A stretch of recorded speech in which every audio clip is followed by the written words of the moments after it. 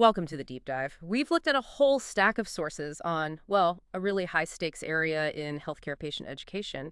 And today we're distilling the framework you need to really turn that information into actual understanding. Yeah, we're talking today about why patient teaching isn't just, a helpful add-on. It's actually a critical, systematic process. And it's absolutely essential for safety, especially when you think about prescription drugs, over-the-counter meds, supplements, all of it. Right. And what often gets missed, I think, is that education isn't just nice to have anymore. It's a standard.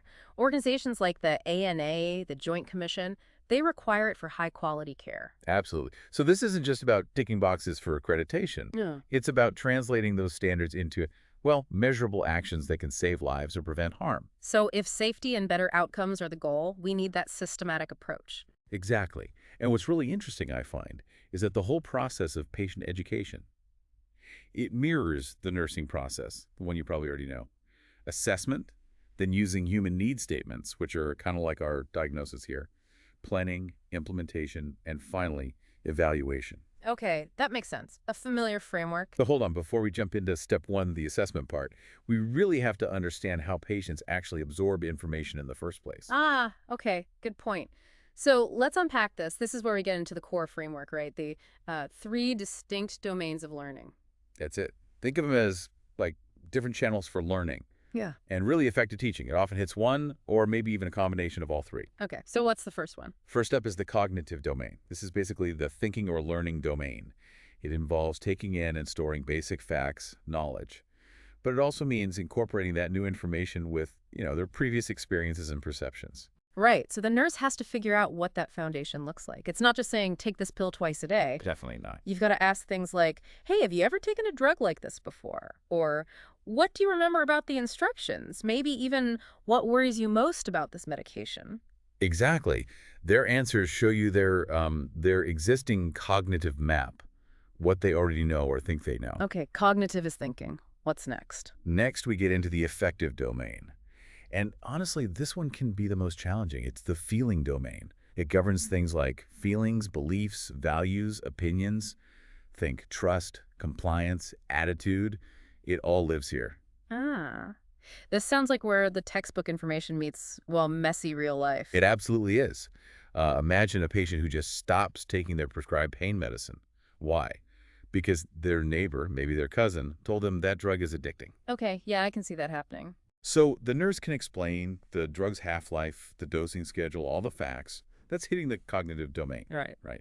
But if they don't address that underlying belief, that feeling about addiction, and do it in a non-judgmental way, the teaching's probably going to fail. Makes sense. You have to address the feeling, not just the fact. Precisely. And then finally, we have the psychomotor domain. This is the doing domain. Simply put, it's about learning a new physical skill or procedure. Okay, like giving an injection or using an inhaler. Exactly. And the key thing here, the absolute must-have, is the immediate feedback loop. Learning isn't really complete until the teacher demonstrates step by step. And then, this is critical, the learner provides an immediate return Hey, demonstration. the return demo. Got it. They have to show you they can actually do it correctly to prove they've mastered it. So like teaching someone newly diagnosed with diabetes how to do their insulin injection at home? You show them, sure, but the learning isn't locked in until they do it back for you, safely, step by step. That's the perfect example. Okay, so those are the three domains. Now let's move into that systematic process, starting with assessment. Yeah, right. The first step in the nursing process, parallel. This is where we gather all that data, subjective, objective, before starting the drug therapy. And crucially, this is where we uncover potential barriers to learning. Yeah, and those barriers can be, pretty complex. It's much more than just asking, can the patient read? Right. We're digging into demographics, age, developmental stage, financial situation, mobility, even motor skills. Also, their nutritional status, their home environment, and importantly, how they've adapted to illness before, their history with compliance, use of folk remedies, home remedies. Or even complementary therapies like yoga or aromatherapy, Yeah. things they might not think to mention. Exactly. We also need specifics on literacy and communication. Highest grade level, literacy level, language is spoken. And importantly, what's their current level of knowledge about their conditions and all their medications, including OTCs and herbals. Okay, this brings us right to, I think, one of the biggest underlying issues in healthcare today, something that really frames this whole discussion, health literacy. And And the statistics here are, frankly, quite staggering. Tell us about them. Well, our sources point out that roughly 9 out of 10 adults, 9 out of 10, lack the basic skills they need to actually manage their health and prevent disease. Only about 12%, just 12%, have what's considered proficient health literacy. Wow. 9 out of 10 struggling. That lack of basic skill, it connects directly to huge problems, right? Like Oh, non-compliance. absolutely. Noncompliance, more disease complications, difficulty even navigating the healthcare system, accessing care. And higher costs for everyone, ultimately. It's a massive public health issue and a safety issue. Definitely a safety issue. And it means we have to approach literacy assessment really carefully with a lot of sensitivity. Hmm. Even someone highly educated can have trouble processing information when they're stressed out by a new diagnosis. Good point. Stress impacts everything. And just a quick note on jargon when we talk later about human needs statements during planning. Think of that as basically diagnosing the patient's psychological or functional roadblock. What's getting in the way of them learning? Okay. So how do we get the best assessment data? Observation is key. And interaction. You really need to talk with them, not at them. Use open-ended questions. Questions that start with how or what or tell me about. Don't ask yes/no questions if you want real insight. Right. Get them talking. And you have to recognize anxiety. A little bit of anxiety, mild anxiety, can actually be a motivator. It can make someone pay closer attention. But too much is bad. Oh, yeah. Moderate to severe anxiety, it's a major obstacle. Learning just shuts down. And what about physical barriers? Huge factor. Yeah. You have to remember Maslow's hierarchy, basically. Mhm. If a patient is in severe pain, if they're actively vomiting, if they're in any kind of acute physical distress, you can't teach them effectively then. Right. Comfort first. Those physical needs absolutely have to be managed and, ideally, relieved before you can expect any real learning to happen. Okay, assessment done, barriers identified. Now we move into planning. Correct. And this step really requires a mutual understanding between the nurse and the patient. You work together to create those human needs statements we mentioned, and then identify measurable outcome criteria. Measurable. That's the key word there, isn't it? Absolutely. The outcomes have to be realistic, they have to be patient-centered, and you need to state them using verbs you can actually see or measure. Words like list, identify, demonstrate, self-administer, state, describe, discuss, things you can verify. Can you give an example? Like for that patient starting the oral anti-diabetic drug. Sure, a strong outcome for them might be something like, patient safely self-administers the prescribed oral anti-diabetic drug within a given time frame, decreasing the patient's risk for injury. See? We're measuring safely self-administers. That's a psychomotor skill. And it's tied to a cognitive goal, understanding the timing, which reduces risk. Okay, that makes sense. Planning leads to measurable goals. Then comes implementation, actually delivering the teaching. Right. And the strategy you use has to match both the learning domain you're targeting and the patient's specific needs and priorities. Let's talk about written materials. You mentioned the literacy gap earlier. How simple do they need to be? Okay, this is important. Given the stats, like around 20% of the U.S. population reads at or below a 5th grade level ideally, all written health material should be prepared at a 6th grade reading level or lower. 6th grade. Wow, that forces real simplicity. It does. It means using clear, simple words, short sentences, being concise. Unfortunately, most health materials are written way above that level. We also need to adjust for age-related changes, right? Particularly for older adults. What's a common mistake when teaching someone maybe experiencing some slowed cognitive function? Yeah, the biggest mistake is probably information overload, trying to cram too much in at once. The better strategy is to slow down the pace, maybe limit the content to just 1 or 2 key objectives per session, and provide information in smaller chunks, but maybe more frequently. Repetition helps. Okay. And what about sensory changes? Vision or hearing impairments? Those require specific adjustments too. For vision issues, think large print, at least 14-point font. High contrast is crucial. Black text on a white background is usually best. Any other visual tips? Yes. Here's a detail that often gets missed.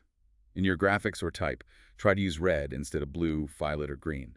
Those colors tend to fade visually and become harder for older eyes to distinguish. Red holds up better. And use non-glare lighting, of course. Interesting detail about the colors. What about hearing loss? Well, the common instinct is to shout. Yeah. Right? That's usually not helpful and can actually distort the sound. Instead, you want to speak distinctly and slowly, using a normal volume but a lower voice pitch. High-frequency sounds are often the first to go with age-related hearing loss, so that lower pitch is really key. And simple things, like sitting on the side of their better ear, can make a big difference. Good practical tips. Now, language barriers. With increasing diversity, this is huge. It is absolutely critical. Healthcare settings really must provide education in the patient's native language whenever possible. The demographics demand it. And this connects to a really crucial safety rule about interpreters. Yes, a hard and fast rule. Yeah.